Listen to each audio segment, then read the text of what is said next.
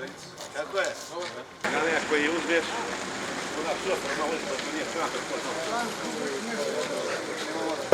Недела дена на собрание се усвои закон за државно, односно промени во законот за државно земјоделско земјиште, каде веќе се овозможуваат и градби на државното земјоделско земјиште кои има под наем, под концесија, но со одредени услови. Тие градби може да бидат и за ресторани, за адаптација на привлекување на рурален туризам, но има до 500 метри квадратни и 8 метри висина.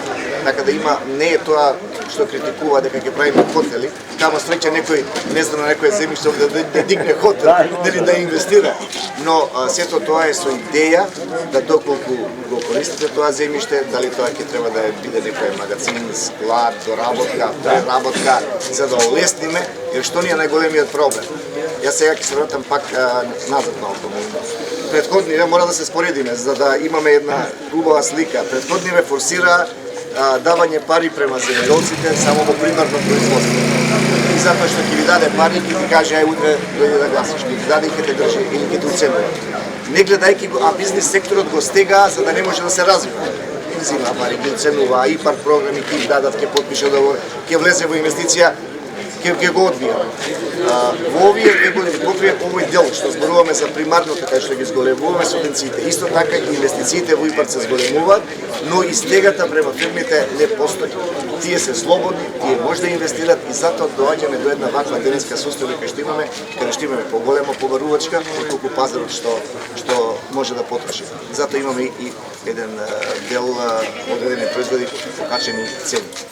Сега кацнат развојот, правецот према ЕУ, во октомври очекуваме датум да добиеме, значи ние многу брзо ќе влеземе во процес со преговарање. Во процесот со преговарање знаете дека иако велиме за ЕУ се да, пазарот е голем, поголеми се фондови, но сепак е тешко да се бориме на тој пазар.